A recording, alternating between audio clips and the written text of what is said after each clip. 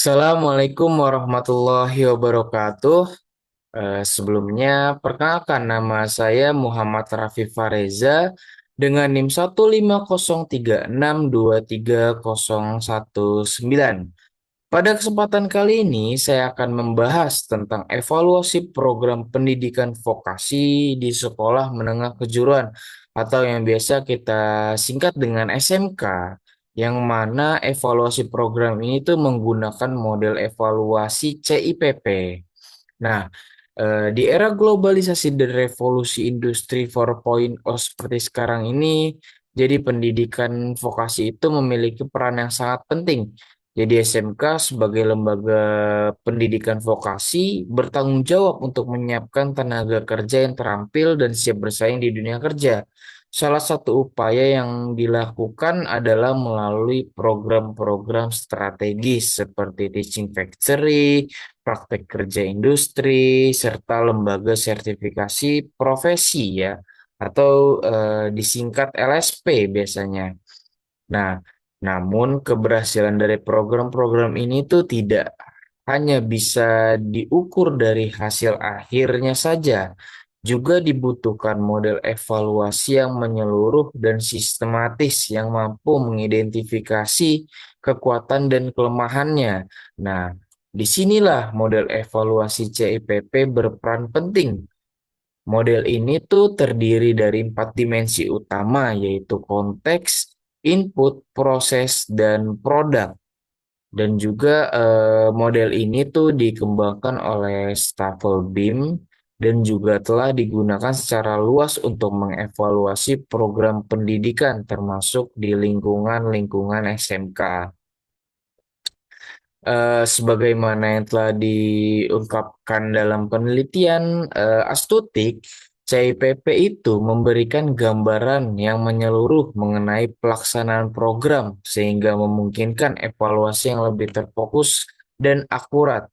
Hal ini tuh menunjukkan bahwa model CIPP itu tidak hanya menilai hasil akhir dari sebuah program, tapi juga melihat latar belakang atau konteks programnya juga, kesiapan sumber daya atau input pelaksanaan program, serta hasil dan dampak dari program tersebut. Nah, selain dari Astutik tadi, penelitian Firdaus dan Aryani juga menyebutkan bahwa penerapan CIPP dalam Teaching Factory membantu menilai sejauh mana program beradaptasi dengan kebutuhan dunia industri.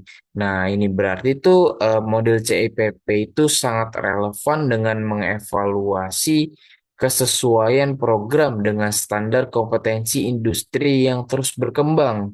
Nah, sementara itu, Oktariani itu juga menegaskan bahwasannya penggunaan model CPP dalam evaluasi LSP memastikan keterkaitan yang erat antara kurikulum yang diterapkan dan juga tuntutan pasar kerja yang terus berkembang. Nah, dengan menggunakan model CIPP, kita dapat memahami dengan lebih jelas bagaimana program-program strategis di SMK ini tuh dapat dikembangkan secara lebih efektif. Evaluasi itu bukan hanya sekedar formalitas, tetapi menjadi alat refleksi yang kuat untuk meningkatkan kualitas pendidikan vokasi di Indonesia.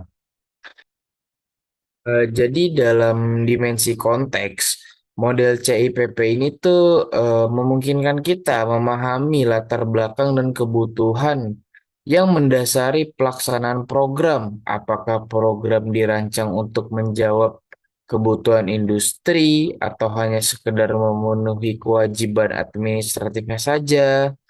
Nah, seperti itu. Nah, sedangkan pada dimensi input, kita itu melihat sumber daya yang tersedia, baik dari sisi tenaga pendidik, sarana dan prasarana, hingga kurikulum yang digunakan. Hal ini sejalan dengan temuan penelitiannya Supriyantoko yang menggarisbawahi pentingnya kesiapan guru dan juga kolaborasi dengan industri sebagai faktor krusial dalam pelaksanaan teaching factory.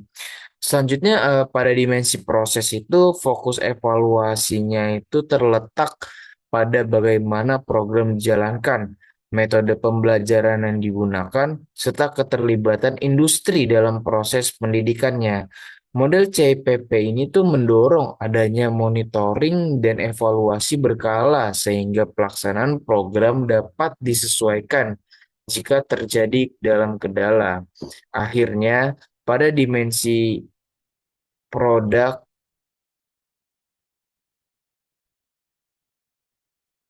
Akhirnya, pada dimensi produk, kita akan menilai hasil dari program tersebut, baik dalam bentuk keterampilan yang dikuasai oleh siswa, sertifikat kompetensi, maupun tingkat ketercapaian kerja siswa setelah lulus. Menurut saya, secara keseluruhan, model evaluasi CIPP ini tuh membantu kita tidak hanya memahami apa yang terjadi dalam program pendidikan, tetapi juga bagaimana meningkatkan kualitas secara berkelanjutan dengan menerapkan penerapan yang tepat.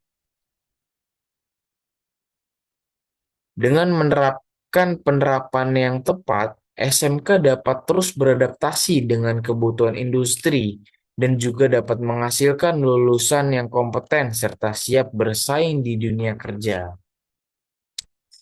Ya, jadi itu saja yang dapat saya sampaikan. Apabila ada kata-kata yang keliru atau salah, saya minta maaf. Jadi itu saja, sekian dari saya. Wassalamualaikum warahmatullahi wabarakatuh.